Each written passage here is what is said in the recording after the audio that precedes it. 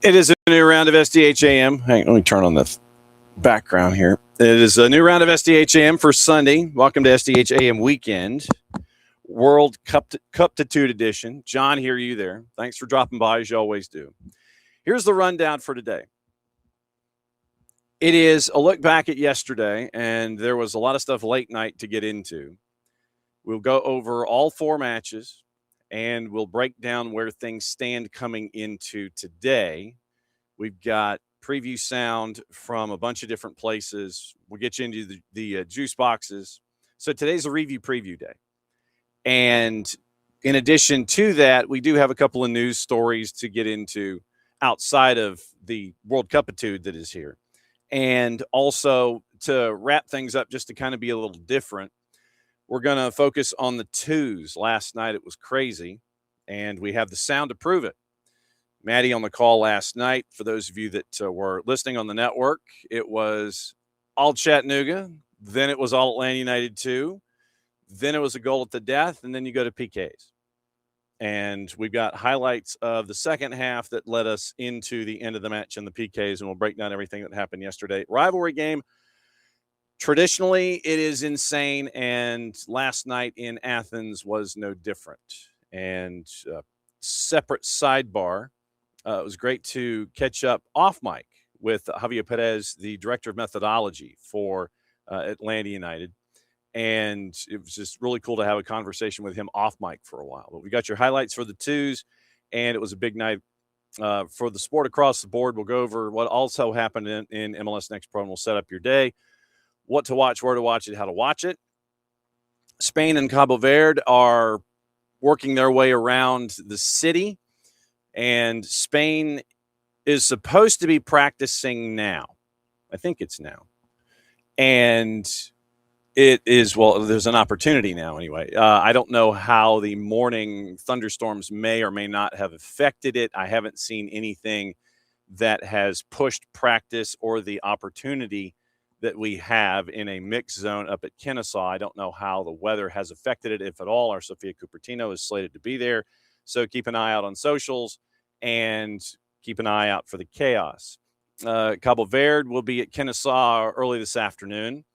Then it's a day where you've got to be at two places at once, because as Cabo Verde is practicing in Kennesaw, Spain will be having their opportunity for the assembled media, the MD-1, pretty much at the same time. And you can't get from one to the other. So you've got to have two crews, and we'll have two crews, I imagine, one with Luis de la Fuente and one at Cabo Verde's practice. And then Cabo Verde is going to have their MD-1 opportunity at Mercedes-Benz, because they haven't played there yet, so it's not yet Atlanta Stadium.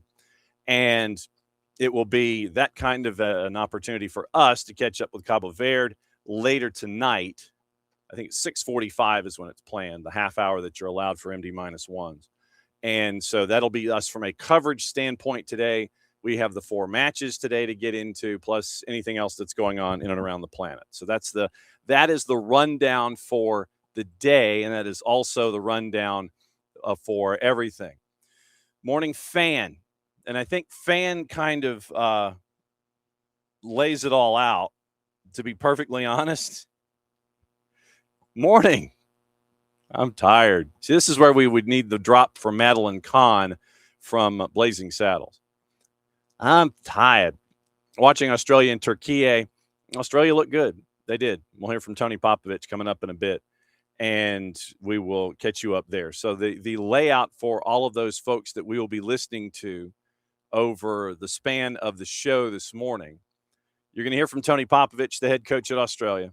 You're going to hear from Dick Advocat and Leandro Bacuna for Curacao as they get ready for their matchup today. You're going to hear from Julian Lopetegui, the head coach of Qatar after what happened yesterday at the goal at the death. You're going to hear from Steve Clark after what happened in Foxborough. Yes, I know it's Boston Stadium, but it's really Foxborough. What happened in Foxborough last night, the 1-0 win over Haiti. You're going to hear from Graham Potter as they get ready for their matchup. And are they this afternoon or tonight? They are tonight. They're the late game, 10 o'clock, Sweden hosting Tunisia. So you'll hear from Graham Potter. And once again, you'll hear from Lander Bacuna as Curacao gets ready for their matchup against Germany. So that's the rundown. We do have some goals interspersed and things like that. So that's the rundown for this morning. And if this has been the first 4 days, everyone seriously just make sure that you're ready, because the next 33, I think, are going to be just as nuts. And it was great to see the fans in either Boston / Foxborough for both Scotland and Haiti because of the large Haitian population that is there in Boston, and Scotland, who apparently is drinking New England, Massachusetts, and planes out of alcohol. I'm not surprised. But Sky had a really nice piece about where the two cultures were mingling together. And I guess if you're mingling apart, that would be a little different. But if they were mingling, and it was a really cool piece of the two groups together. And it's on YouTube. But once again, it kind of personifies what we're looking at here as the world comes to the planet, or the planet comes to us, something like that. Anyway, all right. So I was trying to think of something opening kickoffy, and when you're kind of touring the planet and you're looking at everything going on, let's go to Kansas City and Lawrence. And it was really cool to kind of see things continue to work their way forward with the 4 national teams that are in the Kansas City area. And opening kickoff, as always, brought to us by our friends at Black Pitch Coffee and blackpitchcoffee.com. Start your day with the most important stories in the game, right way to start your morning. And Black Pitch Coffee, part of the SDH community, showing up at events all over Atlanta. Try their home blend made with beans from Brazil and Guatemala, heavy-bodied, notes of walnut, semi-sweet chocolate, and rich royal-class finish. Opening kickoff, Black Pitch Coffee and blackpitchcoffee.com. All right. Lawrence, Kansas, and I know that at first blush, you're looking at these markets that are away from the big cities, and you're wondering, well, why did they go here? Why did they go here? Why did they go here? Spain went to Chattanooga because they could be at the Baylor School. They could kind of practice in quiet.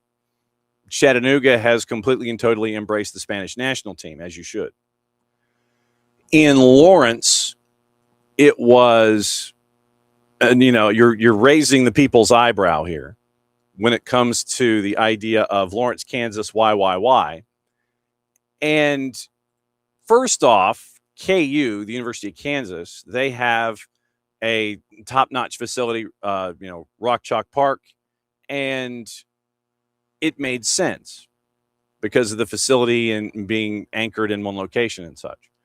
And I know that the visuals early on when Algeria shows up at the hotel in Lawrence, and the fans first and foremost that were there watching and there to support the motorcade as it was going in, I thought that was cool. They show up really late at night, and you have fans of Algeria showing up, and they're lining the entryway into the hotel. And, it is your standard mid-priced single level. I think it's a single level hotel. And you're looking at the fences that have been put outside the hotel proper and all this kind of stuff. And you're kind of sitting there. If you're not paying attention, you're looking at that going, oh, look at that. It's not even a Spring Hill Suites. They're just like at a single level Marriott. And the other half of the hotel doesn't even know what's going on. Well, when you have a national team like Algeria that wants to kind of practice in quiet, and they get to do so at Rock Chalk Park at KU, and you have fans there appreciating the fact that Algeria is in Lawrence, Kansas, and Lawrence, Kansas has now completely embraced the Algerian national team. And you have a band on the campus at KU who learns your national anthem. And they learn the national anthem in time for the community workout. And, part of the procession, they come out from the locker rooms, and the KU band, the horn section, they're playing the national anthem for Algeria. And Lawrence has pretty much embraced what has been going on with KU and Algeria. Case in point, article, Kansas City, the Kansas City Star. And it was a really cool piece by PJ Green. And by PJ's estimation, here's part of the article. Gatherings of Algerians and newfound fans have sprung up around the metro, including at Olathe's Kanza Mediterranean Market. Lawrence natives have appeared on Algerian television, telling reporters how excited they are to have the team in the city for its World Cup prep. Base camp in Lawrence for the duration of the 2026 FIFA World Cup. William Jewell, men's soccer player Ocean Comfort, yes, that is his real name, has become a face of the area's warm nature. He told Algerian outlet El Hadaf TV that he hopes the Desert Foxes win their group. We also got Argentina, Jordan, and Austria there. But, I think that it is, you get 3 points, you're probably in. You get 4, you're definitely into the knockouts. As they get ready for the Argentina match at Arrowhead on Tuesday. Arrowhead, Jiha, Kansas City. It's going to be Kansas City Stadium, but right now it's Arrowhead or Jiha. Comfort was interviewed at Rock Chalk Park before the open practice that we were just talking about. Good nation, good team. I feel like they're good people, so I'd love to support them. They want to come to Lawrence. Obviously, we love them, support them. We want them to win and go far. Johnny's Tavern has come out in support, too. The bar posted a video on social media welcoming the team to Lawrence in English and the players' native languages of Arabic and French. Johnny's Tavern in Lawrence. And they said, we look forward to hosting you. And it's staff members on camera. That's what they said. And the ownership in the video. Johnny's co-owner, Rick Renfro, has been involved in the city preps to welcome the team, solicited native speakers from the University of Kansas to appear in the video, which has garnered millions of views and positive international attention. Soccer is typically being shown on at least a couple screens inside the 14 Johnny's locations. For those of you in Kansas and Missouri, managing partner Jason Hoffman, quote, we're just trying to make people know, hey, this is a place for you to come, watch and enjoy it, have good food, good drink along with it. Members of the Algerian team are reciprocating, and they are engulfing themselves in the KU culture. Apparently, a common phrase now around town in Lawrence is Rock Chalk Algeria. Algerian players this week got to tour KU's facilities, kicking field goals in David Booth, Kansas Memorial Stadium, throwing American footballs, tried their hand at basketball at Fog Allen, hit the batting cages at Hoagland Ballpark. Soccer fans in America and Algeria, PJ continues, the largest nation on the African continent, have been astounded by the global stars as Ibrahim Maza and Riyad Mahrez are settling into Kansas life. Mahrez is regarded as one of the greatest Algerian players ever. And he took pictures at the World Cup practice in Lawrence back on Thursday. PJ Green continues, but the logistics line up for both sides to take advantage of the cultural exchange. Over the summer, Lawrence switches from the liveliness of young students to the day-to-day of residents who've made a life there, inevitably leads to a quieter scene during summer months. Helps that Algeria chose to make its base camp just outside of Kansas City, the self-dubbed soccer capital of America. That is definitely in for debate. Community that consistently rallies around local sports teams. Even Algeria's national motto, quote, by the people, for the people, plays into the relationship between Lawrence and their temporary soccer entourage, Les Fennecs, Desert Foxes in French. Exemplify this, hosting the most intimate community training session thus far of the 4 base camp teams, Algeria, Dutch, Argentine, and English. You go to Rock Chalk Park on Thursday. They played foot volley for 45 minutes. Music from the artists were playing. Recovery session after beating Bolivia in a friendly downtown on the river at CPKC. Tickets were free, but they were sold out, so you had more than 2,000 folks who had donned scarves that were passed out.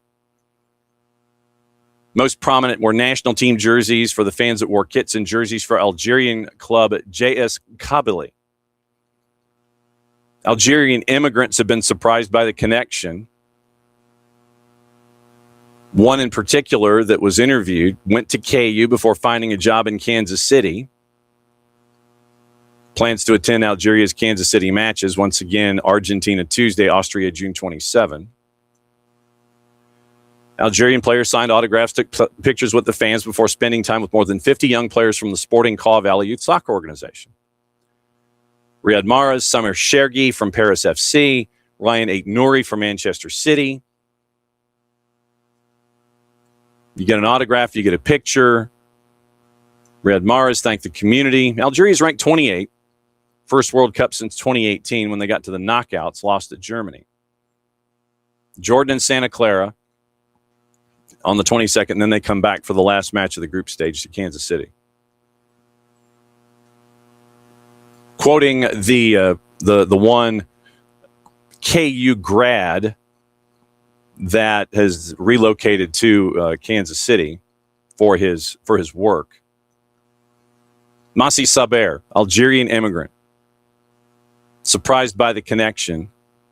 When Saber was asked about it, he said they'll do the best they can to win and go as far as they can in the World Cup. Very motivated, ready to challenge. We hope they will make us happy and all the Algerian people happy as well. But it's stuff like that. It's stuff like this. Now, the Sky video that I was alluding to, the PJ Green article that's in the Kansas City Star. When you have all of this stuff come together, unconditional Manciapa, you're in trouble. And secluded, well, I don't have secluded Bushel Q. What is this on Sundays? It's like the bots want to come out in full force on Sunday mornings. So we're taking care of unconditional Manciapa. But the other one that is up here is not one that can be taken care of. It's listed as being on the Twitch. But strangely enough, I guess it got caught before it really got a chance to make its mark. Viewer solicitation bot. 23 characters, report submitted, closed, and off we go. All right. Morning, D. Graham. So D. Graham is in this morning, ATL UTD fan. Once again, no, it's early in the tournament, but of the teams that have played thus far, USM&T have looked like one of the better, if not the best. I would agree.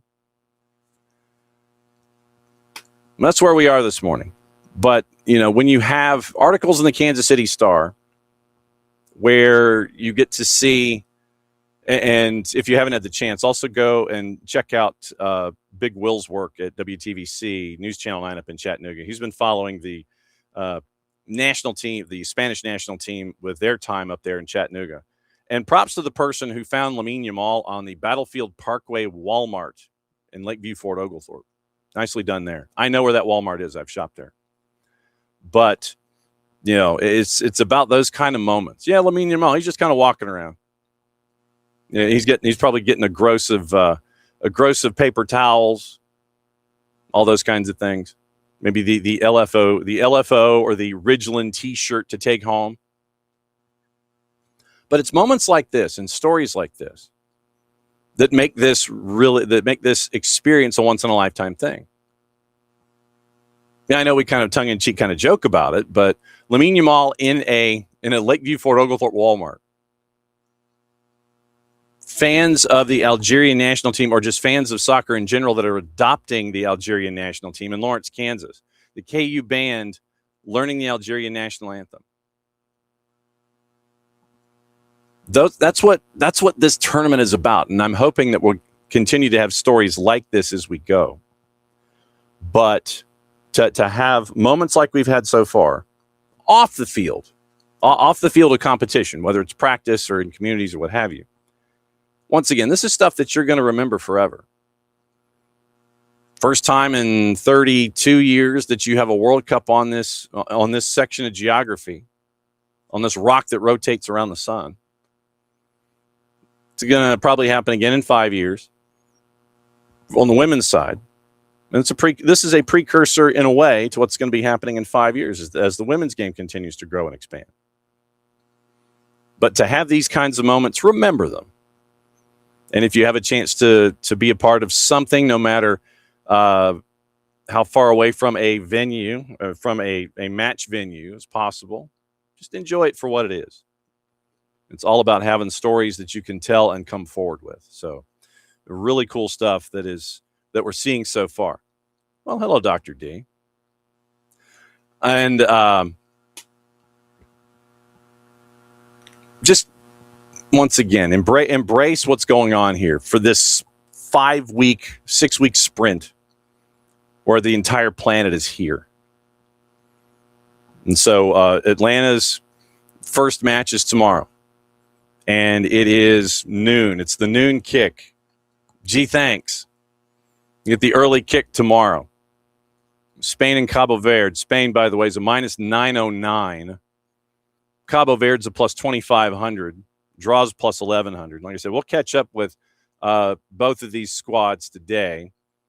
And we'll have sound in the morning. I don't quite know what the morning is going to look like. It might be a power hour and it might be early because I've got to be inside Mercedes-Benz. We got to get everybody inside the blank tank when it opens up. We'll have a lot of stuff after.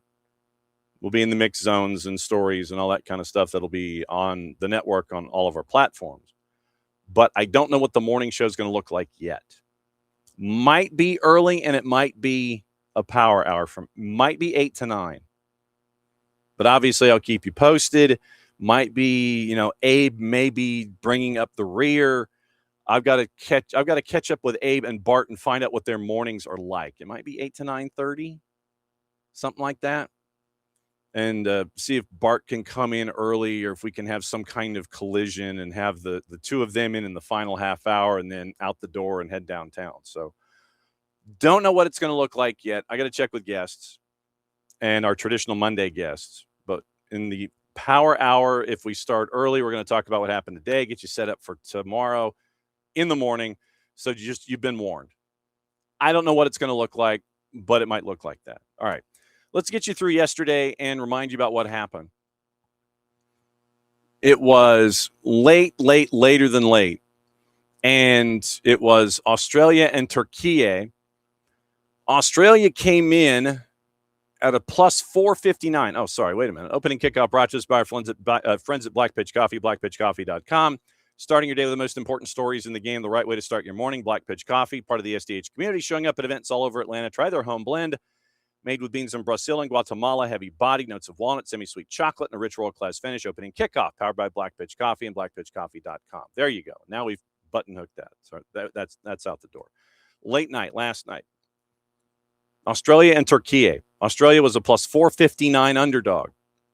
But once again, that's what makes this tournament what this tournament is sometimes. Turkey, minus side favorite. Lee Corso raised his Ticonderoga number 2 pencil and said, not so fast, my friend. So here is what happened as a part of what went down last night. Australia-Turkey highlights, courtesy of FIFA, their own selves. Well, the last time Turkey played in a World Cup match, it was the fourth place playoff in 2002. Gula lets it run. He gets it back from Kokcu. Checks back, it's taken a deflection, it's fallen kindly. And at the other end, Australia swarming forward. That's a lovely touch, and that's a lovely finish. And it's Australia who strike first. Nestori Irankunda with the opening goal.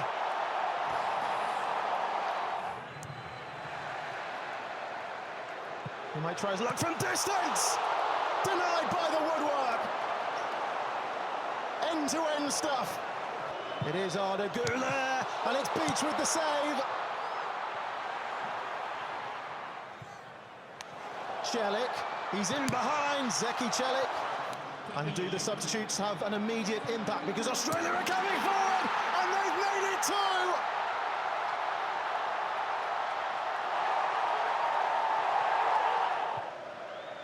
Stood up towards Demirel.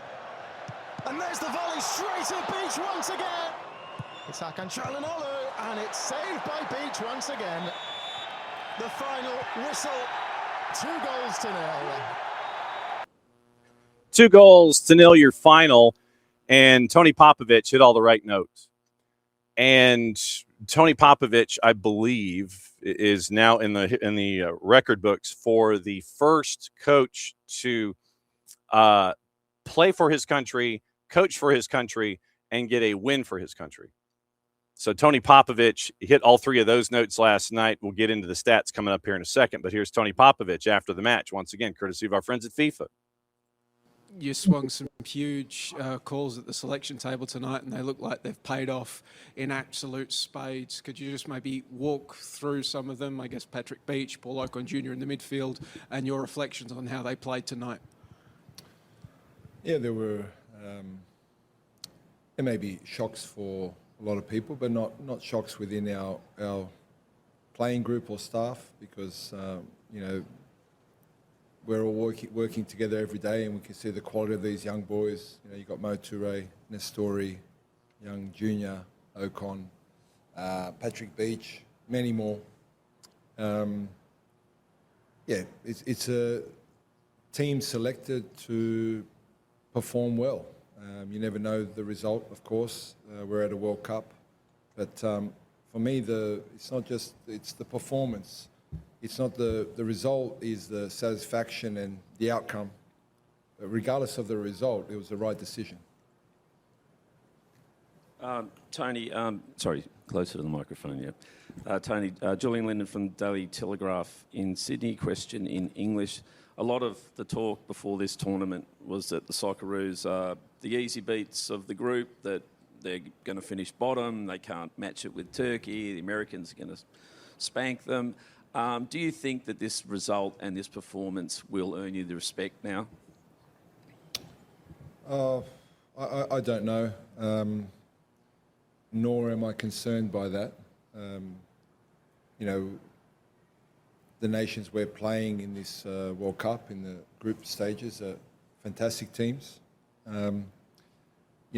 Maybe the perception changes slightly because we've beaten Turkey, a big nation. We beat them 2-0.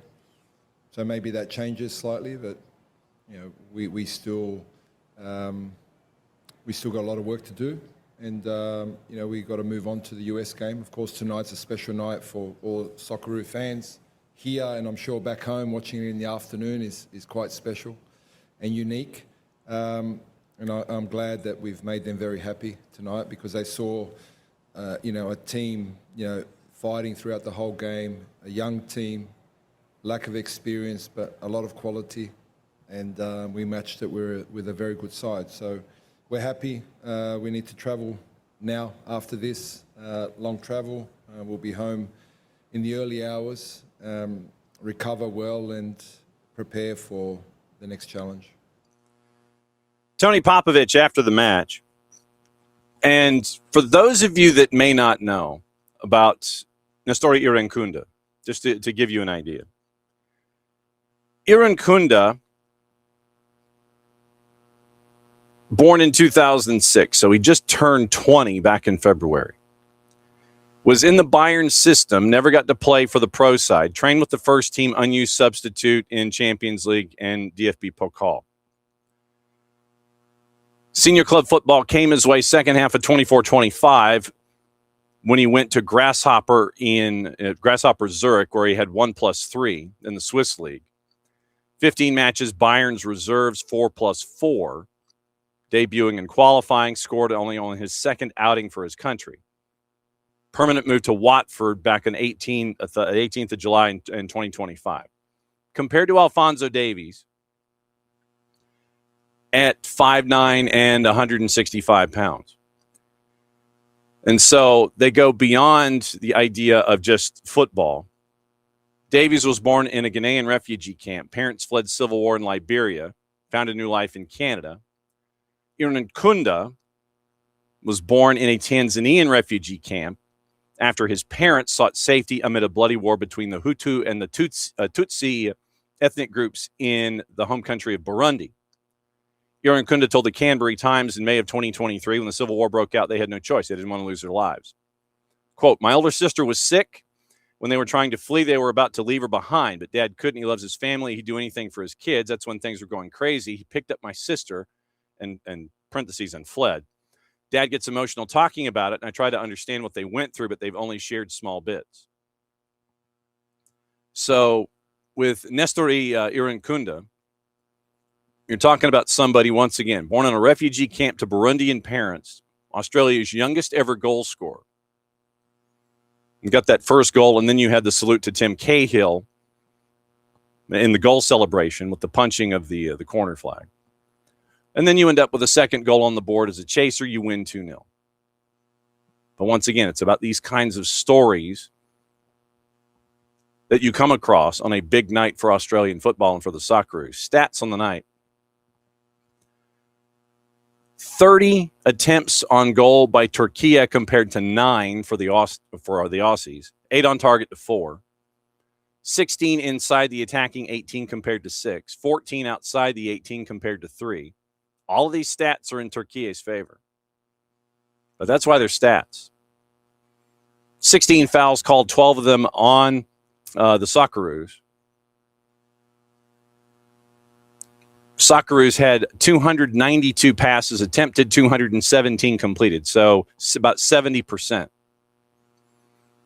Turkey, 646 of 719. 28 crosses compared to 10. They only completed 3. Australia completed 5 out of 10 on the day. 8 corners compared to 5 Turkey. 33 forced turnovers for Australia compared to 24. But at the end of the day, when you have Irankunda and Connor Metcalf scoring, the 27th and the 75th, last time I checked, you get more goals than the other guy, you win. So big win for Australia, 2-0 over Turkey in the group. And once again, I don't think a lot of folks had that one on their bingo card. Now that Group D is completed, U.S. on top by goal difference over Australia, both with 3 points. Turkey and Paraguay each, once again, -2 and -3. Turkey right now is third in goal difference, no points, and a goal above Paraguay when it comes to Group D. So that was the late night match. Then the one that wasn't so late night, Scotland and Haiti. Scotland came in as a -161 favorite to the match in Foxborough. And early on, if you watch this match, you kind of saw that this match was going to be fun. It was one end to the other. You try and catch up with me, and I'll try and catch up with you. It literally was one end to the other. It was a great watch. And I think in the second half, both teams kind of ran out of gas a little bit, as much as Haiti continued to try and chase after the equalizer. So I mentioned that, which means that there had to have been a goal on the board, and there was. So here's your look at what happened with Scotland and Haiti once again, thanks to our friends at FIFA. Gannon Doak now. Past experience, Adams is there, and McGinn, and in for Scotland! A goal almost 3 decades in the making. And it was a goal on the board, and that was the only one that mattered. 1-0 your final. And Scotland with the goal from John McGinn. Stats on the night, possession about the same. 50-50-ish. And yeah, Commando, it was very, very physical. And it just is like, yep, all right, fine, we're going to go and try and catch up with us. And it was a physical match, and it was a fun kind of physical too. Just to get to see the athleticism of Haiti and what we have come to expect from them. And you have a KSA product in Deedson that was a part of that lineup too. So you end up with Lucius Deedson from Centennial High School, I believe, if my memory serves correctly. So Lucius Deedson gives you 61 minutes. And so that is going to be a moment that I don't think Centennial or KSA is ever going to forget, when you have a player of your academy and your high school starting in the World Cup. Stanley Jean-Jacques for Philly got the start, played the full 90, and it was basically a 4-2-4 for Haiti going up against Steve Clark and basically the 4-3-3. Lawrence Shanklin, Ben Gannon-Doak, Shea Adams, Lewis Ferguson, John McGinn, Scott McTominay, and then the back line of Hickey, Robertson, Grant Hanley, and Jack Hendry in front of Angus Gunn. Johnny Placide was in net for Haiti. Arcus, Ade, Delcroix, Experience, Bellegarde, Jean-Jacques, Dietzen, Providence, Isidore, and Franzi Pierrot were your starting lineups in that one. And so once again, 1-0. Looking at the stats on the night, like I said, possession was about even. No real shock. Attempts at goal, 15-9, Haiti. 2 on target each side. Inside the penalty area, even on 8 each. Outside the 18, it was 6-1 on Haiti. Yellow cards, 3 yellows for Scotland. Keep an eye on those. 44 fouls called in the match, 23-21, the official numbers there. And it was 4 offsides, 3 of them for Haiti. Passing numbers about the same. Haiti completed many more passes, 45 more. 24 crosses for Haiti compared to 16. They completed 7 of 24. Scotland completed 7 of 16. 7 corners, and it was 4 for Haiti and 3 for Scotland. Forced turnovers, 22 each side, just once again to kind of show you how even the match was, and it comes down to moments. And you end up with the moment for John McGinn in the 28th, and you get the win 1-0 in your opener in group. And so that means we get to hear from Steve Clark after the match and hear his thoughts on the 1-0 win over Haiti by Scotland. Steve, congratulations on a winning start, back on the world stage. How do you feel after that? Tired, but absolutely delighted with my players. Resilience, character, everything about this group of players had to be on the pitch tonight, and it was. What was the mood like in that dressing room? Was it a bit of relief as well, given the performance from Haiti towards the end in particular? Nah, not relief. Everyone told us it's a must-win game. We've won the game, so when it's a must-win game and you win, I think you can be happy with yourselves. Gabs. Steve, does that give you a really good platform to build into this tournament and qualify automatically as well? You sit on top of your group after the first game. Next 2 games against teams inside the world top 10 will be tough games. But obviously we go into them with a little bit less pressure than everybody put on us going into this game. As well as everyone, we put a lot of pressure on ourselves and going into the first game. So we go to the next 2 games with a little bit less pressure. If we defend as well as we did there and show the same resilience and hopefully play a little bit better with the ball and create a little bit more, we'll be okay. Can you just tell us about the size of that achievement, Steve? It's only the 5th time Scotland won a game in the World Cup ever, first in 36 years. Can you tell us a bit about it? I just tell you how difficult it is for a country like Scotland to go to a World Cup and win games. It doesn't happen very often. This group of players, I've spoken about it many, many times. I think they showed their experience tonight. I spoke about the last one where we were disappointed with the 2 performances, or the 2 outcomes in the Euros. This time you go with that pressure on top of you as well as the pressure. You must win the first game. And they deserve it. They've been so good for their nation over the last 7 years. They deserve to be the team that's finally got another win on the board in the World Cup. So, yeah, delighted for them. Steve Clark, head coach of Scotland, after their 1-0 win over Haiti. And that was match 3 of 4 that happened yesterday. Match 2 of 4 was the one where you had the 2 top 10s chasing after each other. In the world rankings, you had Brazil and you had Morocco. Morocco gets on the board in the 21st. Not to be outdone, the lead lasted about the sum total of 11 minutes. And you have a moment like this, and here's where we get to have a little fun. Here's the Telemundo call of the Vinicius Jr. equalizer for Brazil, 32nd minute yesterday. Vini se mete al área, busca, tocando cortito, el balón para quién, la tiene Bruno Guimaraes, la apertura para Vini, puede meter centro, hay 3 en el área, Vinicius le va a pegar, ¡Vinicius! ¡Gol! 1-0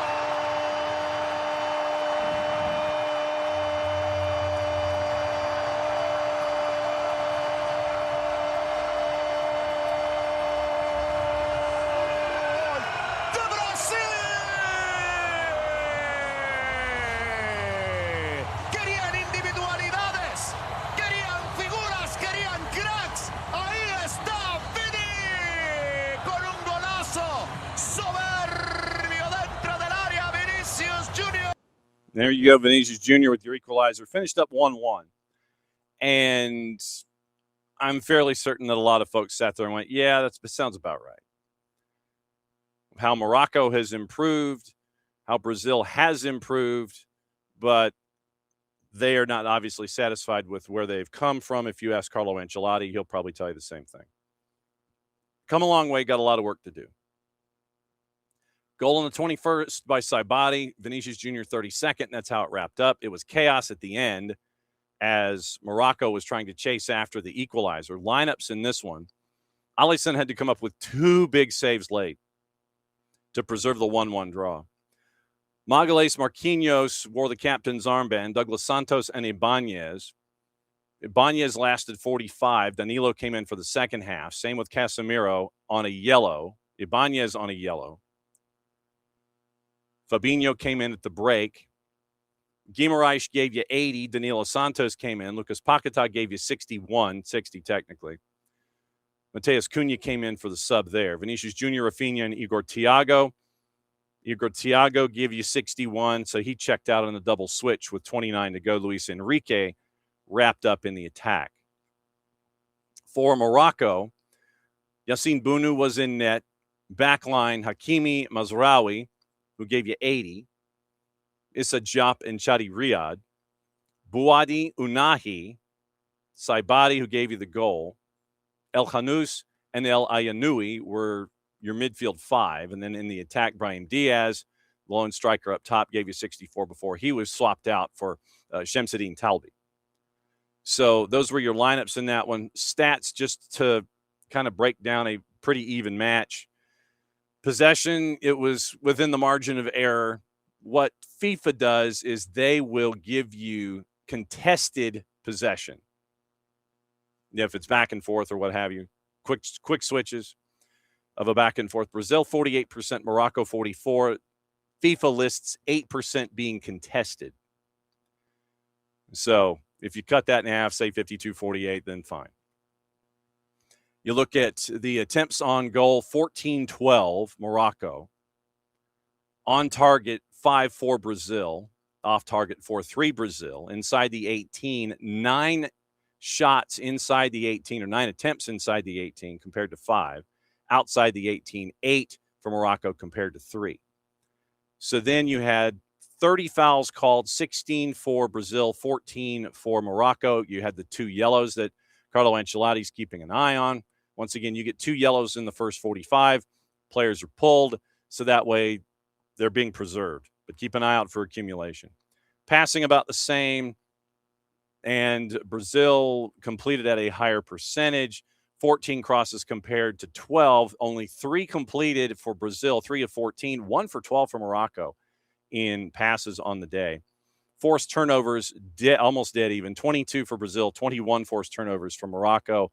And you end up with a 1-1 draw.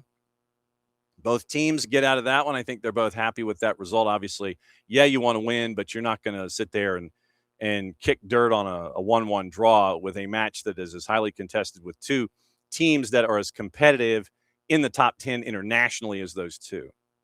So I think they're both happy with that. You win one of the other group matches, you're through, and you roll from there. So I think that's what you're looking at with Brazil and Morocco. Then, and once again, juice boxes in that one yesterday. Draw was a plus 280. Brazil was actually favored at a minus 149. And Morocco was a plus 475. Your draw was a plus 280 in that one. And anybody who is claiming that you have a very, very quiet, below-the-radar Brazil squad, I don't know. I saw that floating around yesterday, and I was like, what? Brazil and Carlo Ancelotti, with the firepower they have, they're floating below the radar? Not so much. When you're a top 10 in the world, I don't think you're doing that. But that was a narrative that was pushed yesterday, and I was like, okay, I don't think that's entirely correct. But once again, we're all entitled to our opinions. Matches started on yesterday with Qatar and Switzerland. Going in, Qatar was a plus 1,500. Draw was a plus 650. Switzerland a minus 526. and you're going, okay, I kind of am thinking how this one might end up if you just look at the juice boxes, but that's why they're juice boxes. Juice boxers, they kind of know stuff that the rest of us don't, whatever that rationale is and however they get that intel. Braille Mbolo scores from the penalty spot in the 17th minute, and this was a moment of contention. Yes, you did have the keeper for Qatar smash into an attacking player from Switzerland. You did have Mahmoud Abunada clatter with Remo Freuler. That did happen. And it looked pretty bad for Abunada at the time. But there was a concern about whether or not there was an offside before the penalty was called. And you looked at a couple of stills, and it might have been the angle that was taken at, considering that the slash was slightly behind the moment of truth. And you didn't get the full picture because of a malfunction in the, and I want to get the wording correct, because FIFA Media came out after the match and they broke it down this way. Here's how it was addressed by FIFA. During the Qatar-Switzerland match in San Francisco Bay Area, a brief technical outage prevented the onside animation graphic from being generated ahead of the penalty awarded to Switzerland in the 14th minute. The issue was quickly resolved. The workflow of the VAR was not affected by this issue and followed the normal procedure in checking the on-field decision. The lines used by VAR to check the position of the relevant players did not show the attacking player to be in an offside position in either of the two situations immediately before the penalty decision. So that was, and then below that entry, they have the two moments before the penalty situation. And so they have the stills from those two moments, and you're still, the slashes, one is behind one of the moments and the other is in front of it slightly. And it's fairly in line with the line of attack from Switzerland. So it was a technical outage, is why you didn't get to see from FIFA and from the technology why the event was called the way that it was. So that was how it was addressed by FIFA after the match, and the match was completed, because the issue had been raised that traditionally you see what the technology saw and translated for VAR as a part of their administration of their duties, but you didn't get to see that in the moment. And so there were some hands raised in the air. It's like, well, where's the electronic response? And after the match, FIFA addressed it, and that's what I gave to you just there. So that was what happened in the moment early that created the lead for Switzerland. Then at 90 plus 4, you end up with this moment, and it's definitely going to be a moment that a country is never going to forget. Once again, I want to get my courtesy right here, so hang on just a second. It was definitely, and I'll tell you the byproduct of a moment like this, and Derek Ray got to call this one for Big FOX, and so it was great to hear Derek's call. But here's the international call of what happened at 90 plus 4, courtesy once again from our friends at FIFA. Provided I hit the right button. Decent ball. It's headed in. Boualem Houki. What an ending. It was a superb cross in, and Houki was on the end of it to make it 1-1 with just seconds left. What a moment. What a moment. You get that goal, and literally it was technically a second left. Last kick of the game. 93:59 was the time that was registered as Miro Muheim scores. It's listed as an own goal by the time that they were done. But listed as an own goal. And it was, I'm trying to see if I can find out, but you end up with an own goal. Technically, was how it was listed, and I don't know, and I don't know if it's going to be. I don't know if this is going to be allowed or not, but I got to find who they initially credited the goal for Qatar, because there is a how do we phrase this? There's a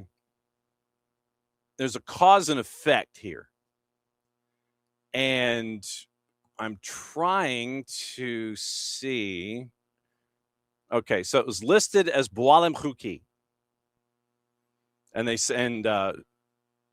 after the match, it was disclosed by a couple of sources that the Qatari public, the Qatari PIF, the Qatari Public Investment Fund, was going to give Boualem Khouki $3 million in a Rolls-Royce Phantom for the goal that he scored for the Qatar FA. I don't know if that's still the case, considering that the goal is being registered as an own goal now. But yeah, Khouki was supposed to get $3 million in a Rolls-Royce Phantom for getting that goal for Qatar. First point, first goal, all this history, 1-1 draw for Qatar. And that was how the day started at Bay Area at Levi's. We know it as Levi's. They're calling it San Francisco Bay Area Stadium because it's in Santa Clara. But those were your 4 results from yesterday. And so now that means that after the first 4-match match day, here's how it is. Group B is now complete.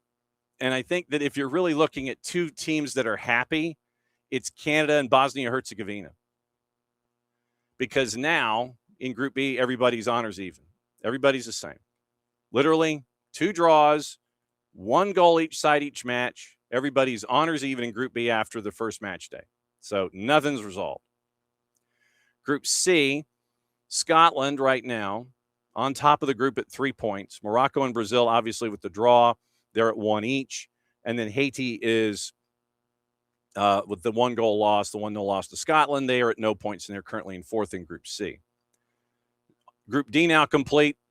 USA and Australia, once again, they've won. They're at 3 points. The U.S. is 1 goal ahead in goal difference. Turkey is with a loss at -2, and Paraguay at a loss in -3.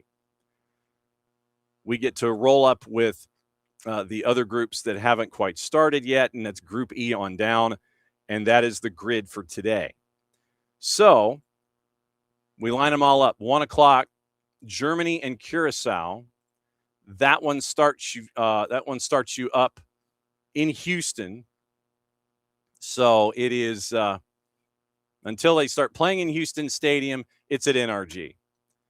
So Germany and Curacao, if you missed the juice boxes there, Germany's at a -2,000. Your draw is at a +1,900.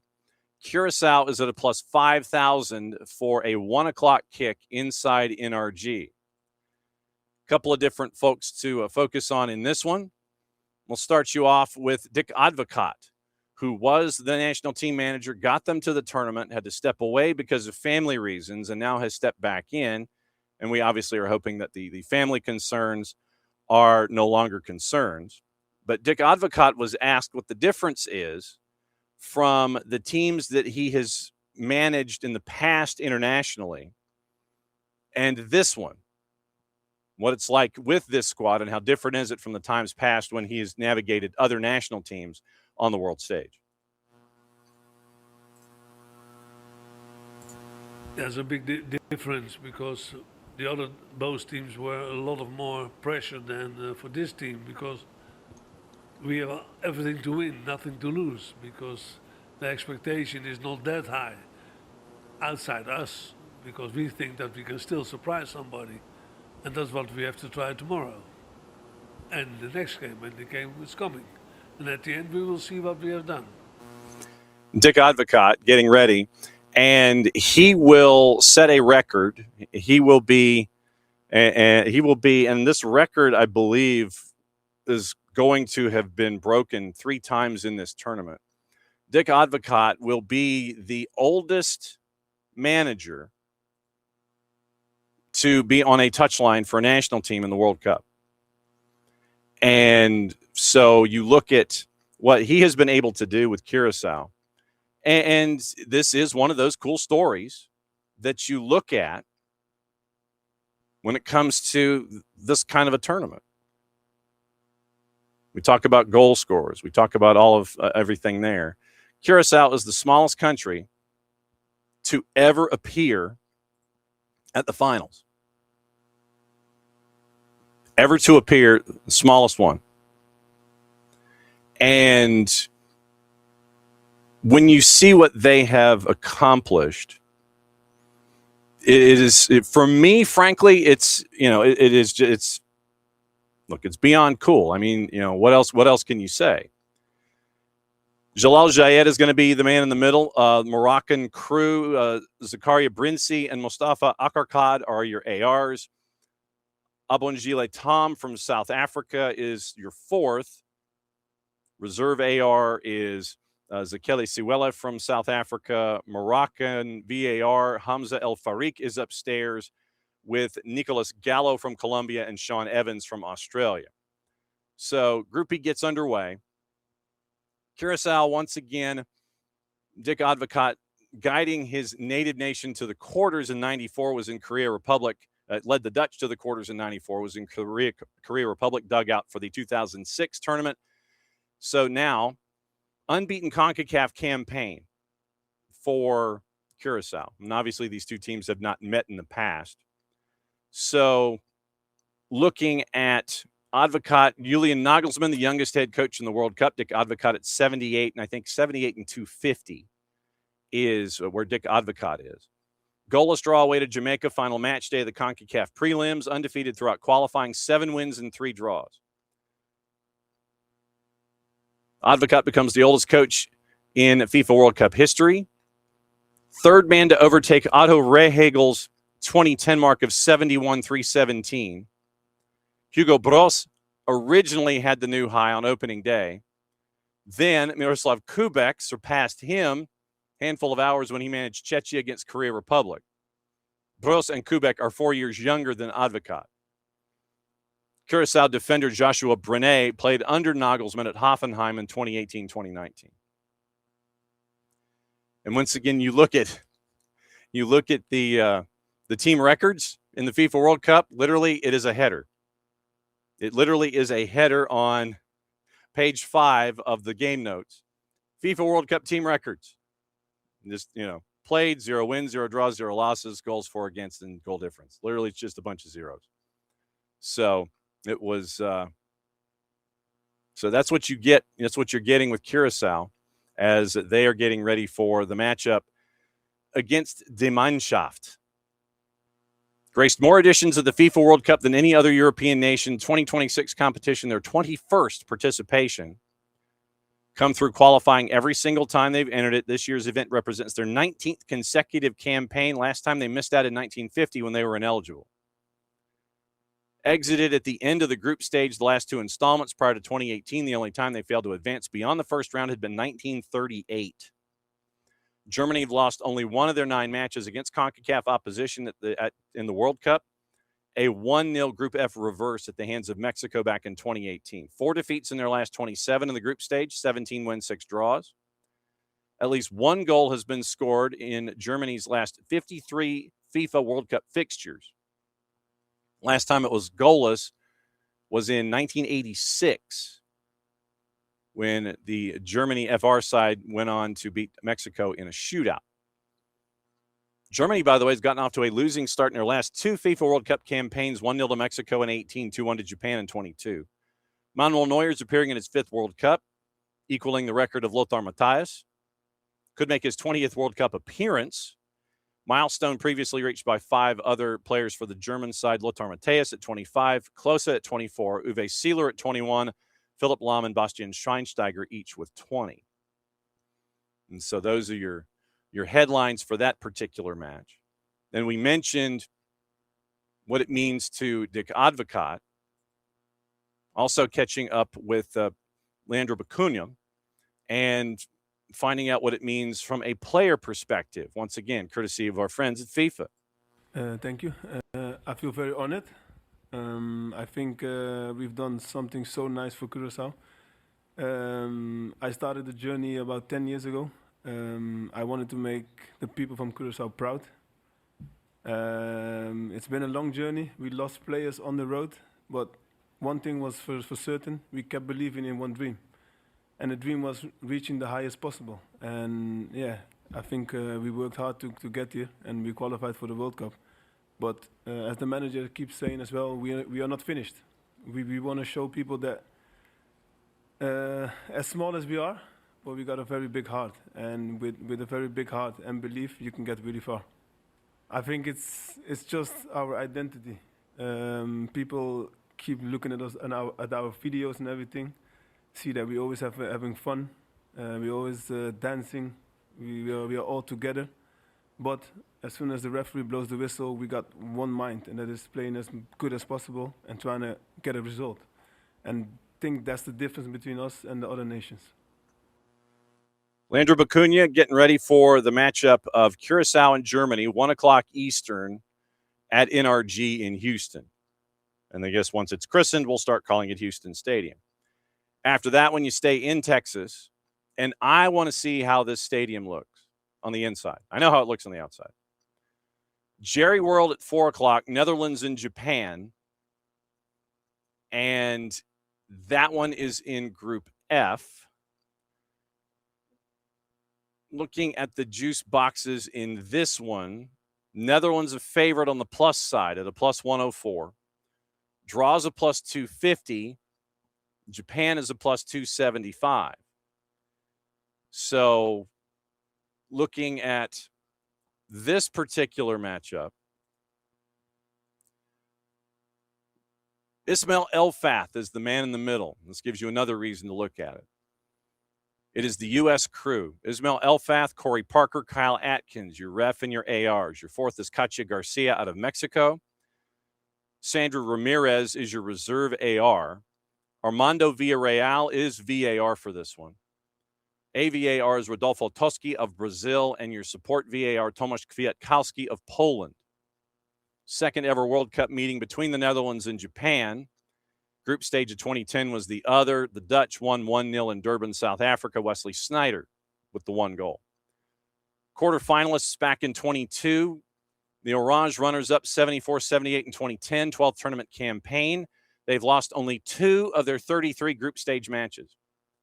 Japan are in for the 8th straight time, making their debut at the 98 tournament. Made the round of 16 for the 4th time, lost to Croatia in a penalty shootout. Japan have come out on top in their group stage opener in 3 of their last 4 campaigns. Netherlands once again qualified for 8 of the last 10. Ronald Koeman, unbeaten qualifying campaign, victorious in 6 of their 8, 1-1 draws with Poland in their meetings back September and November. No other nation has made it to as many finals without lifting the trophy as the Dutch, with them being 3-time runners-up. We mentioned the 2 losses in the 33 group stage matches. Only teams to have gotten the better of them, Scotland in 1978, Belgium in 94. Dutch have not been beaten in regular play in FIFA World Cup action since Spain beat them 1-0 for everything in 2010. Other 2 campaigns ended in shootouts, semifinals in 14 and the last 8 in Qatar in 22. Perfect record in World Cup fixtures against AFC competition, 6 wins, 16 goals, and they've only allowed 3. Orange have not lost a single tournament opener since 1938, when an extra time defeat to Czechoslovakia had them bow out. 7 in a row, and they have succumbed in 2 of their curtain raisers. Second World Cup outing in Dallas, Ronald Koeman captained his country in the quarterfinals against Brazil in the Cotton Bowl back in 94. Japan became the first nation to book their berth at the tournament through Confederation qualifying, knocking off Bahrain and Saitama back in March of last year, which gave them a top 2 finish in Group C and AFCON in AFC qualifying, Asian Confederation qualifying. Japanese have come off only second best in 2 of their last 9 FIFA World Cup group stage matches against European opposition, 4 wins, 3 draws. Hajime Moriyasu is going to be looking to get a 3rd straight win against UEFA reps, knocking off Germany and Spain in Qatar 4 years ago. Prevailed in their opening match in 3 of their last 4. 2-1 wins over Colombia in 18, Germany in 22. Moriyasu is the first head coach to lead Japan out in back-to-back installments. Takeshi Okada is the only other tactician to have occupied the Japanese dugout for 2 editions of the competition in 1998 and in 2010. So that's your rundown of that one. Then we go to 7 o'clock tonight, and that one is in Philly at the Link. Côte d'Ivoire and Ecuador. And this one is also in Group E. Juice boxes in this one, Côte d'Ivoire, Ivory Coast, they are an underdog at a plus 240. Draws a plus 185. Ecuador is a plus 160. And so you've got that one at the Link later today. And that's not that one. Where's that kit? Where is that particular? Where is it? I'm sitting here and I'm looking for a particular piece of information. And okay, here we go. There it is. It took me a second. Getting ready for this one. Francois Letexier is the man in the middle from France. Cyril Meunier and Mehdi Ramouni are the ARs. Khalid Altarekis from Saudi Arabia is the 4th. Mohamed Al-Bakri is your reserve AR. VAR is Jared Gillette from England. Assistant VAR Willy Delahode from France. And the support VAR Bram van Driesche from Belgium. Côte d'Ivoire did not concede a single goal in CAF qualifying. They're going to take on Ecuador. First ever meeting between the two nations. Côte d'Ivoire comes back after a 12-year absence, all 3 of their previous times in from 06, 2010, and 2014. They have yet to go beyond the group stage. They did get a win in each of those campaigns. Ecuador's debut 2002, 5th overall. Second campaign in 06 got them to the round of 16. It's their best finish to date. Drawn against African competition for the 2nd edition in a row after facing Senegal last time. Ecuador came in 2nd in CONMEBOL qualifying, only 2nd to Argentina. Côte d'Ivoire with a 3-0 win over Kenya. In their final CAF qualifying encounter, they topped the group ahead of Gabon. They did not concede a goal in their entire 10-match qualifying campaign. Lost all 3 of their World Cup matches against South American opposition to date. Argentina in 06, Brazil in 2010, Colombia 2014. Côte d'Ivoire have failed to score in only 1 of their 9 FIFA World Cup matches. 27 goals in total, an average of 3 a match. 1 win, 1 draw, 1 loss in opening fixtures. Sole win came in 2014 when they beat Japan. Emeritus Faye, the first person to represent Côte d'Ivoire at a FIFA World Cup as both a player and a head coach, part of the 06 squad, though he did not make an appearance. Latry finished 2nd in South American prelim competitions in their 18 qualifying matches, registering the fewest defeats, 2, and the fewest goals conceded, 5, of all 10 CONMEBOL squads. Their only previous World Cup match against an African side, 2-1 loss to Senegal back in 2022. Despite that, Ecuador have been beaten in only 3 of their last 10 FIFA World Cup group stage matchups, winning half of them. Ecuador failed to score in only 2 of their last 11 FIFA World Cup group stage matches, claimed victories in 2 of their last 3 openers. 2022, they had a 2-0 win over Qatar.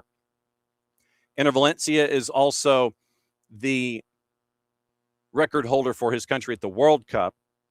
6 goals, 3 apiece in 2014 and 2022. Odilon Kosunu from Côte d'Ivoire and Piero Hincapié from Ecuador were Bayer Leverkusen teammates from 21 to 24, winning the German League and the Cup double together in the 23-24 season. So that is the rundown of Côte d'Ivoire and Ecuador from the Link in Philly at 7 o'clock tonight. Then your nightcap, Sweden and Tunisia in Monterrey is going to be Group F. In this particular matchup, your juice boxes, Sweden a minus 105, draws a plus 240. Tunisia is a plus 340. And so that means that Graham Potter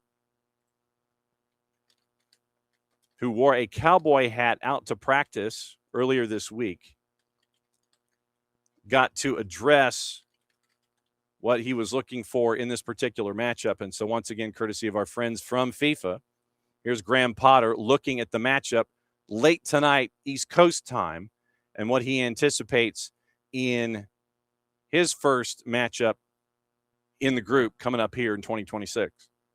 I mean, you don't really think too much about how people think of you or think of the opponent. In the end, football's football. You have to play. We respect all of our opponents. We know our qualities. For us, we try to focus on ourselves, how we want to play, how we want to show ourselves as a team, and that's the most important thing. We respect Tunisia. We respect the fact that they qualify without conceding a goal. We respect how they play. We've done our analysis on them. They've got a good mix of youth and experience, and it'll be a tough game tomorrow for sure. Graham Potter, the head coach of the Swedish national team.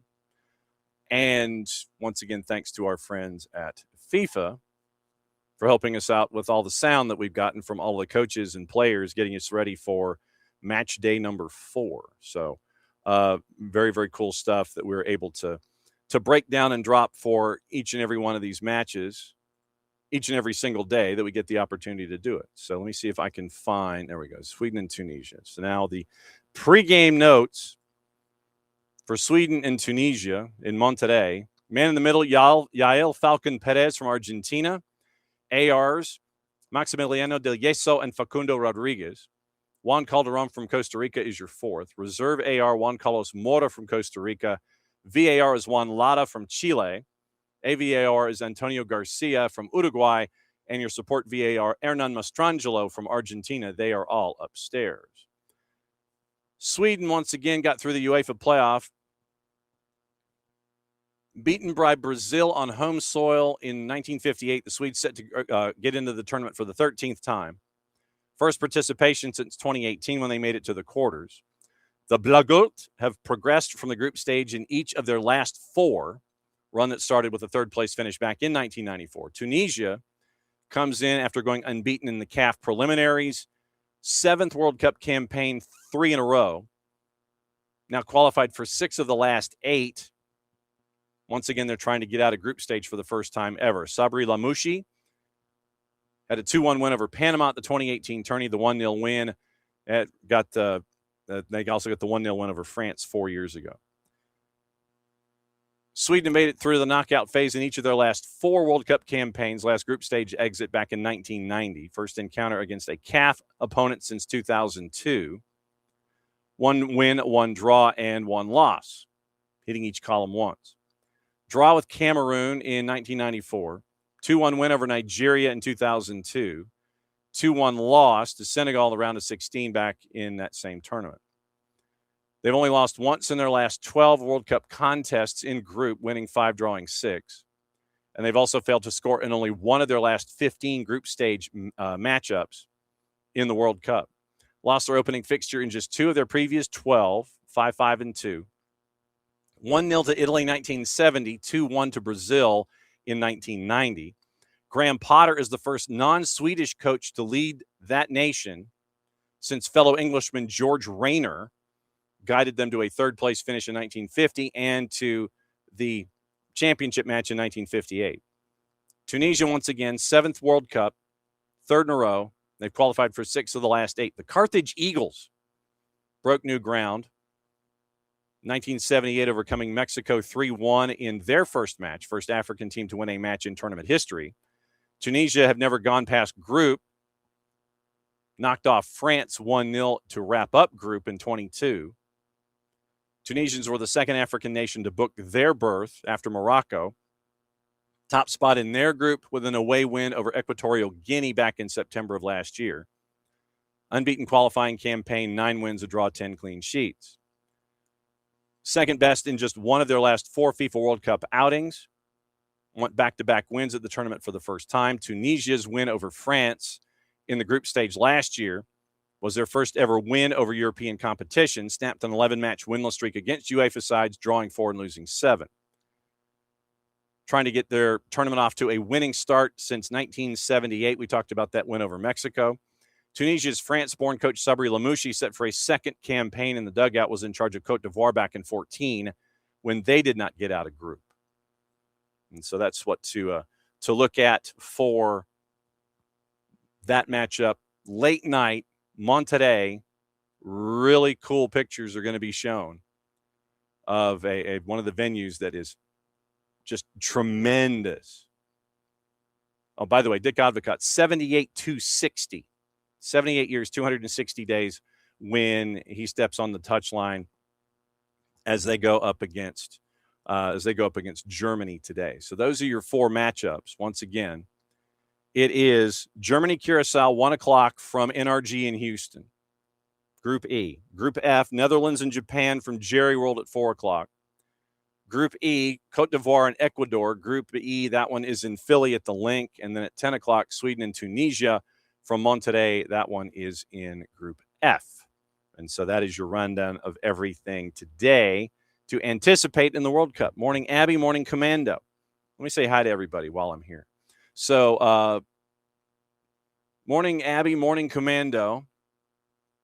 And morning, Dr. D. It is with how Brazil and Morocco played yesterday. Haiti and Scotland have a chance to maybe make it through, maybe an upset in there somewhere. Well, yeah, and remember, you get 3 points, you're probably in, especially with strength of group. 4 points, you're definitely in. And so if you can pip a win one place or another and work on your matchup number 3, not wanting to make sure that you have to win your last matchup in group to try to have a shot. But if you win your second matchup, then that's what you got to hunt for. So definitely looking at that one. Yeah, and I think you're right. Haiti should have gotten something out of the match. There was that one chance late, I want to say with 5 to go, that was the header that just missed the far post. I think that was the chance.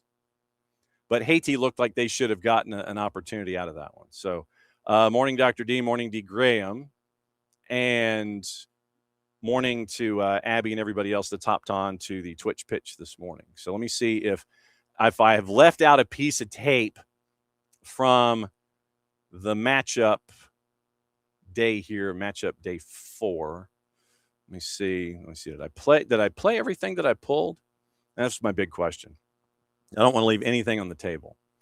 I did. Okay, so we are caught up when it comes to everything from a World Cup perspective. So let's get into the rest of the news that is going on. Gossip, rumor, and innuendo, what to watch, where to watch it, how to watch it. Although that part is going to be pretty easy. It's definitely it should be easy anyway. But what to watch, where to watch it, how to watch it. First win in 36 years for Scotland with the McGinn strike.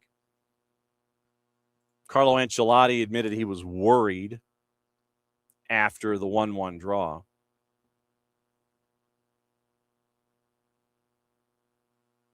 After the match, Ancelotti was asked about it, and he says, I think we didn't start very well. I'm a little worried. We lost a lot of duels in possession, but we were improved in the second half of a difficult match because Morocco is a good team. In the first half, we had difficulty getting out of the pressure. We could have had more control. Satisfied? Was I satisfied? Not really. I expected a better start. Things can happen. Now I'm going to focus on the next game. Literally, you got your point, you get out the door. And looking at the analysis of Lewis Jones, Casemiro, Paquetá, and Guimaraes apparently were spread too far apart defensively. Morocco found those spaces and did not have any problems getting through and getting to the next level. Bypassed with a simple pass here and there. Morocco had 12 shots before the intermission and could have had more than just what was on the scoreboard at the time. Paquetá and Guimaraes caught between ideas.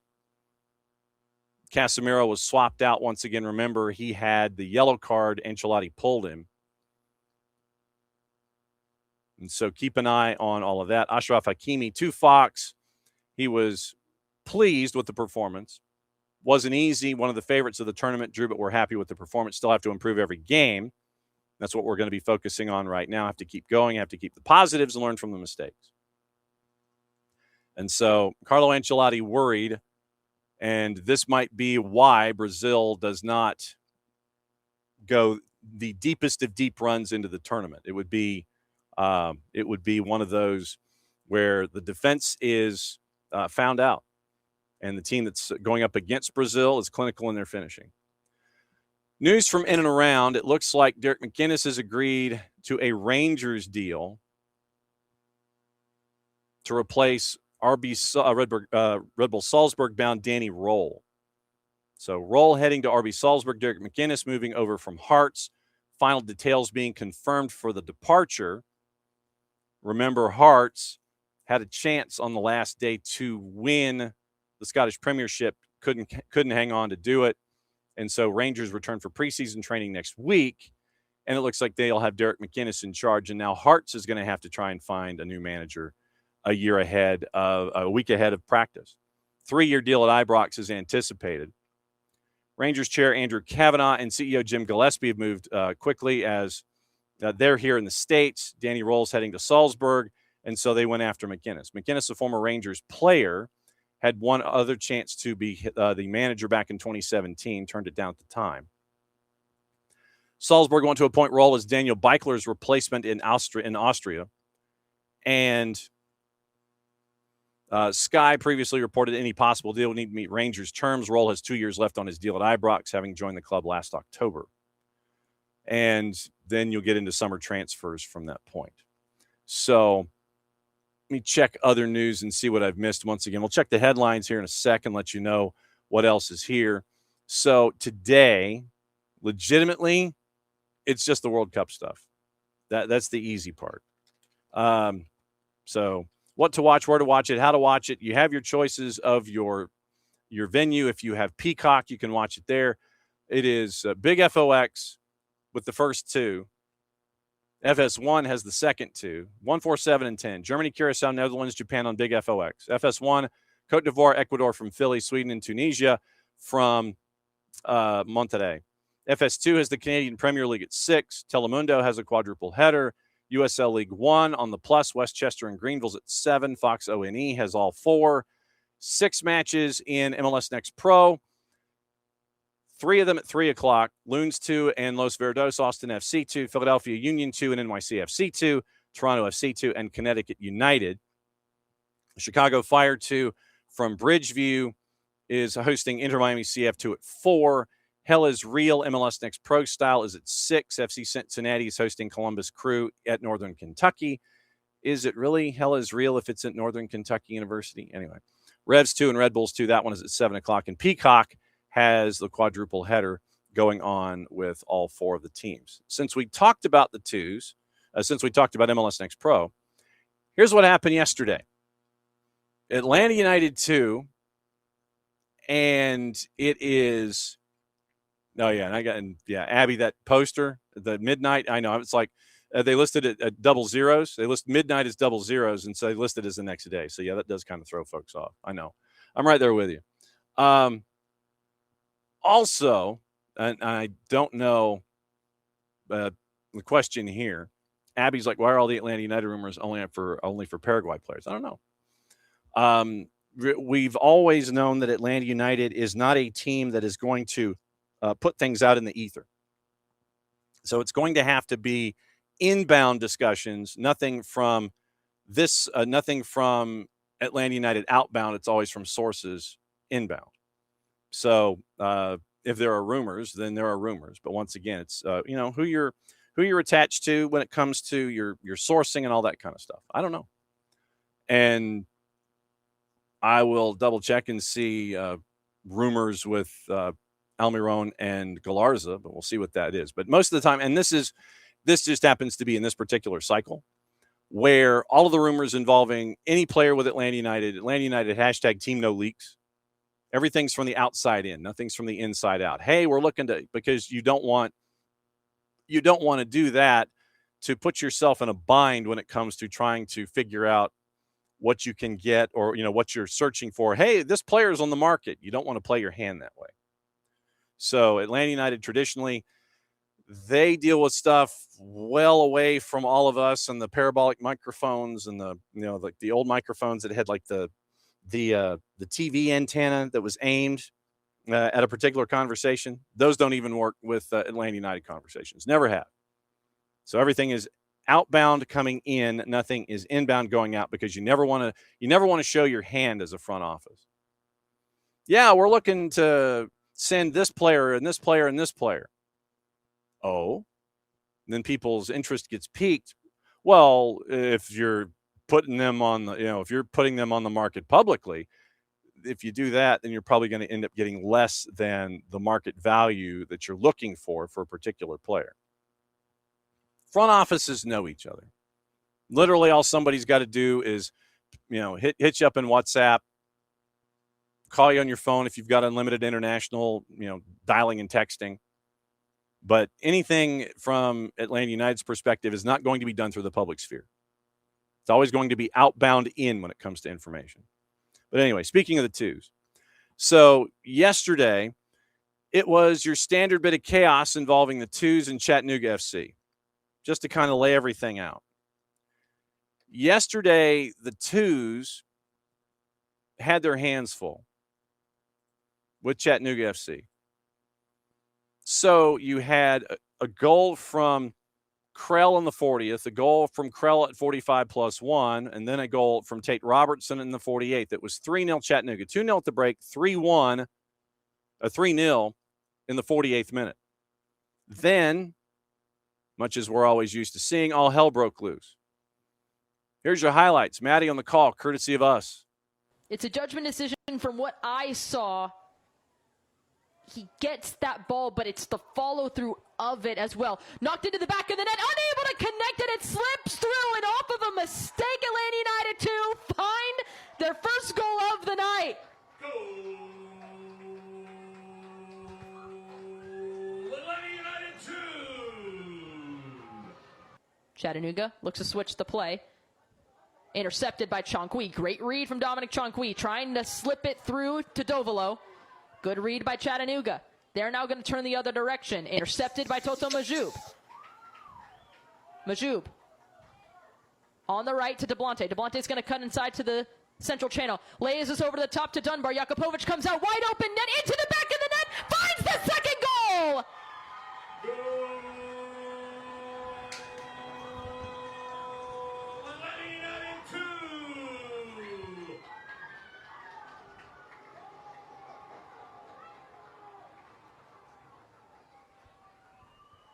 Able to come back in. It's Tablante to Dovolo. Dovolo is able to slip it through. Jakupovic tries to come up and meet him, but Dovolo able to slip past him, slip past two defenders right off of his back, taps it into the back of the net. It's 3-2. Cuts it down low, rips this shot. It slips through everybody into the back of the net for the equalizer.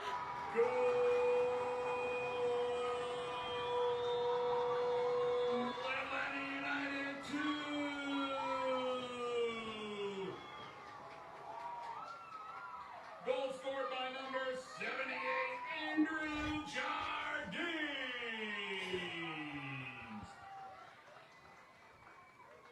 Andrew Jardines, his first goal for Atlanta United 2, comes with the equalizer to tie things up 3-3 for Atlanta United 2. Dominic Chankwi on the near side with a throw-in the attacking third. Headed down, still loose, almost able to slot it, and there's the game winner and the equalizer. Unbelievable, able to find it. 4-3 Atlanta United 2. Goal scored by number 82. Matthew Shinanu would get that goal for Atlanta United 2, 4-3 at that point. Last kick of the 90 minutes would be a goal by Yuval Cohen at 90+5. They'd go to PKs, and Atlanta United 2 would lose in PK 6-5. So standard amount of crazy involving Atlanta United 2 and Chattanooga FC. So Chattanooga FC gets up 3-0. Atlanta United 2 with a comeback, 4-3. Chattanooga FC scores to make it 4-4. They go to PKs, win in PK 6-5. Standings in the Eastern Conference. With that win, with that extra point, Chattanooga is at 24 points. Atlanta United 2's at 23. TFC's at 22. So that's 6, 7, and 8 right now in the East. Atlanta United 2 has a match in hand on most of the opponents above them. Revs 2 have only played 12 matches. They're the only one that has not played as many matches as Atlanta United 2. So Atlanta United 2, 7, 4, and 2 right now. And they are in 7th place. And they go to Columbus Crew 2 next Sunday. Crew 2 are in 3rd in the East at 26 points. So it should be a knockdown dragout. I'm guessing it's going to be at Scott's Miracle Grow Field in Columbus, Ohio. But the Crew are 5-0-2 at home this year. Atlanta United 2 on the road, 4-3-1. So they're above 500 on the road this year. And it's going to be a big test for Jose Silva and the team. They did not have Jonathan Ransom. He's on international duty. Adrian Gill nursing an injury. They were the two that were not in the lineup last night. But for Atlanta United 2, once again, with the lineup that you had, especially in the second half, with some substitutions that were made by Jose Silva, Chattanooga FC, they were trying to hang on. They were gassed. Starting lineup for Atlanta United 2 last night, James Donaldson in net. Back 3, Cisse Sananu and Daniel Chica. Midfield 4, Dominic Chonqui, Andrew Hardinas, Aiden Torres, and Moises Tablante. 3 up top, Cameron Dunbar, Arif Kovac, and Santi Pita. You also had Patrick Weah available, Liam Butts available, Toto Majub came in, and Ruben Clarkson was your second keeper. Didi Cibrien was available. Ignacio Suarez-Curry came in. Elon Ettinger gave you some minutes, as did Enzo Dovlo. Amir Henry was also available last night going up against Richard Dixon and Chattanooga FC. So that was I think it speaks a lot once again to the command and control that Jose Silva and his staff have. The talk at the half after we caught up with Jose Silva after the match and with Andrew Hardinas after, and we'll play that for you tomorrow, that everything was in control. Everything was fine. There wasn't any, it was very, very positive back and forth because it was 2 moments in the first half, one off a set piece. And it was 2 moments in the first half where you were pretty much, if it wasn't for those 2 moments, everything would be even. And Atlanta United 2 was in control of the match itself, but it was 2 moments that gave Chattanooga FC the 2-0 and the 3-0 lead. Just to give you an idea. Full-time stats. 25-11 shots, Atlanta United 2. Shots on target, 9-5. But once again, you look at it and you're going, okay, it's what you didn't do. You didn't put the ball in the back of the net. Yes, you had control, but there were a couple of chances that just missed. 9 shots on goal compared to 5. 4 blocks compared to 1. Then it was passing accuracy at 86% compared to 777s for Chattanooga FC. 7 crosses compared to 5. 3 offside compared to 2. 4 clearances compared to 3. 13 fouls for Atlanta United 2 compared to 15 for CFC. CFC had 1 yellow card. Atlanta United 2, 5 yellows on 13 fouls. Kind of keep an eye out on that. Once again, 9 on target, 12 off target for Atlanta United 2 and 4 blocked shots. So it was not finishing chances for Atlanta United 2. That was the biggest thing yesterday. But you were in control of the match and in great sections of it, especially most of the second half as you were mounting the comeback. You were in control of the match. You were in control of the match for most of the first half as well. But it was just, once again, not finishing those opportunities for Atlanta United 2. And that was the difference in mounting a comeback, the depth that it was, and getting 1 point out of a match instead of 2 or 3. Technically, you had Farid Sarsar as an own goal and Matthias Hanchard as an own goal, the first 2 goals in the comeback. Hardinas' goal was listed as a goal, as was Matthew Sananu's. Full stats off of the start. Big chances, 6-2, Atlanta United 2. Eldin Jakupovic, by the way, had 8 saves in the match, which is insane to think about. 16 tackles to 14 CFC, and the 5 yellow cards to 1. That one didn't hit me until I just talked about it. 12 shots off target for Atlanta United 2, 4 blocks to 1, 15 shots inside the 18, which means that there were 10 outside, 7 shots inside the 18 for CFC compared to 3 outside, 40 touches inside the opposition 18-yard box compared to 21, 5 big chances missed for Atlanta United 2. That's going to be the lesson probably this week, is the 5 big chances missed. 53-40 in the duels department, won by Atlanta United 2. 79 passes in the final third out of 113 at 70%, compared to 57 out of 95 for CFC and 60%. Long balls, 28 out of 47 at 60% for Chattanooga FC, 39 of 72 and 54%. Three crosses completed for Atlanta United 2 and 5 for Chattanooga FC. Tackles won for Atlanta United 2, 71% of the time. CFC, though, had 14 interceptions compared to 4, 29 clearances compared to 22. Keeper numbers, it was 8-1 in saves for Eldin Jakupovic. Had the one big save, the one punch clear. Goals prevented, a minus 0.8 for Jakupovic, minus 1.56 for James Donaldson on the afternoon. So 4-4 after 90, losing in pens 5-6, you get a point. It's 6 versus 7 once again in the Eastern Conference involving Atlanta United 2 and Chattanooga FC. So let me check and see if there are any gossip, rumor, or innuendo-y things.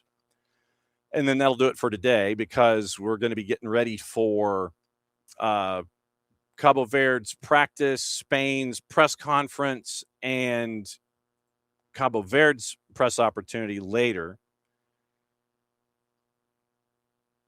Let's see. And we do have an update on the story in Kansas, so we'll get to that.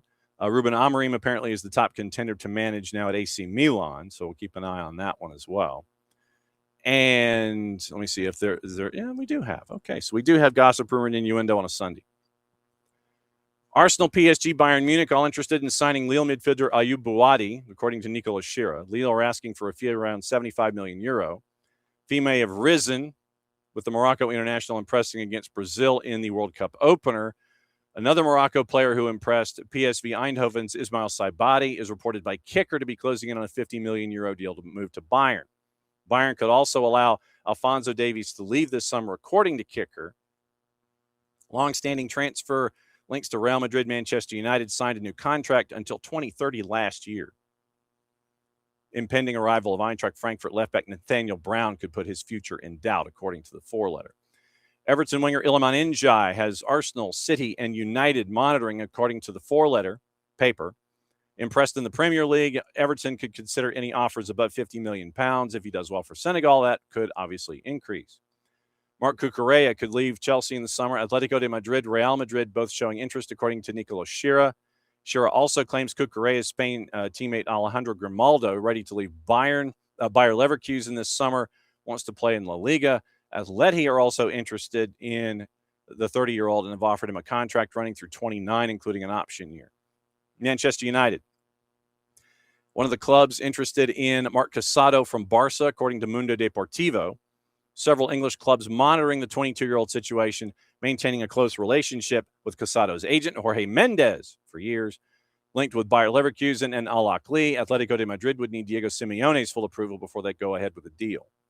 From the four-letter themselves, we mentioned Ruben Amorim. Arsenal tracking Club Brugge's Christos Solis and PSG's Bradley Barcola as they want to strengthen their attack. Source confirmed to ESPN Leon Goretzka being pursued by Chicago Fire FC in addition to Robert Lewandowski. Lewandowski and his reps are apparently in Chicago now. There's talk that it is a 2 or a 3. It depends on what Lewandowski wants to do. Nicolas Shira, Arsenal have asked for info on Roma midfielder Manu Kone, have made their first approaches to the agent. Football Insider, Forest looking to sign Fabio Vieira for around £25 million from Arsenal. Gazzetta, Internazionale remain interested in Curtis Jones from Liverpool after they wanted to sign him in January. Seems as though he is not a part of Andoni Iraola's plans. Corriere dello Sport, Atalanta midfielder Ederson will have a medical in New York before completing the €40 million move to Manchester United. And Juve, Barca, and Bournemouth are all interested in Bologna center back Jean-Luc Coumi. Fabrizio Romano, negotiations for Brighton center back Jan-Paul Van Hecke to join Spurs continuing after personal terms agreed 2 days ago. Oliver Glasner considering to bringing in Jean-Philippe Mateta with AC Milan if he goes to the Serie A club. That's from Football Insider. Times reporting Brentford looking to pip Arsenal and signing of 16-year-old Leicester City winger Jeremy Monga. Team talk Manchester City preparing to re-sign Sheffield Wednesday keeper Pierce Charles as they look to replace James Trafford. Leverkusen have offered €32 million to sign Lyon winger Afonso Moreira. That's from L'Equipe. Dortmund monitoring the situation of Roma attacking midfielder Matthias Sula, who's got a release clause between 25 and €30 million. That's from Patrick Berger. Internazionale have reached an agreement with Umar Soleil for a 4-year deal, €2.5 million a year. Still haven't found an agreement with Udinese. That's from Corriere dello Sport. Nicola Schura, Genoa, Bologna have asked for info about signing Napoli striker Lorenzo Luca on loan, and Fiorentina and Napoli have shown an interest in Genoa right back Brooke Norton-Cuffy. Boca Juniors midfielder Ander Herrera is close to making a return to La Liga 2 club Real Zaragoza. That's from AS. And Schura concludes it with Sassuolo and Como leading the race to sign Catanzaro attacking midfielder Mattia Liberali. But Juve are also evaluating whether or not to take the move. So that is the gossip, the rumor, the innuendo, and all of the things for today. Abby with the required linkage. Great story about what some cities are doing to make the international teams feel at home. Abby with the Facebook link. So for those of you in the Twitch pitch, go to the Face Space and read that story, because we talked about that about Lawrence, Kansas, and Chattanooga, and all the places in between. So very, very cool stuff there. And Abby with the work on the Face Space to let us know about that as well. Okay. Today, once again, quadruple header. You got stuff. We'll have stuff for you today. Once again, I think Spain's probably wrapping up practice by about now. I don't know how the morning rains, either A, if they did happen in Kennesaw, or to what extent they did on field number 1 at KSU. Spain and Cabo Verde practicing at KSU, and media opportunities for Cabo Verde tonight at Mercedes-Benz, this afternoon, earlier for Spain with Luis de la Fuente. The players were available this morning as a part of the activity before and during practice. So that was the notes this morning, and then Spain and Cabo Verde tomorrow at noon. Because of that, like I said, I don't know what the morning show is going to look like tomorrow. Might be early, might be a power hour, might be done by 9:30, because I got to jet and head down to the blank tank for that match and for all of SDH's coverage tomorrow. So we're going to kind of figure it out. Don't be surprised if we're early. Don't be surprised if we wrap by 9:30, just to let you know what's going on. So that is the rundown for tomorrow. That's the rundown for today. That's the rundown for yesterday. Please, if you would, continue enjoying your World Cup experience, because once again, tomorrow is where it starts for the city of Atlanta, and matches at noon. Spain and Cabo Verde start day number 5 for this tournament. So for day 4, match day 4, that's your rundown here, and thanks for hanging out with us for SDH AM. Once again, keep an eye out on all the socials for all the news and all the stuff and all the written word. Set your notifications with us if you have not, across all of social media at Soccer Down Here. So since it is a Sunday, hopefully your Sunday is what you wish for it to be, either loud and boisterous in front of a television, or quiet, and you're just kind of doing your thing and catching up on stuff. Back at it again in the morning. Set your notifications. Don't know how early, but we'll let you know. For everybody here at SDH, thanks for hanging out with us on a late night and an early morning here when it comes to covering the best in the world in the field of 48. Mucha plati, I'll play it safe. That means it's the end of the show. It means I get to do this. We'll see you in a bit. Provided I play the close of the show, which is kind of necessary. I hit the wrong button. This one's the one I was looking for.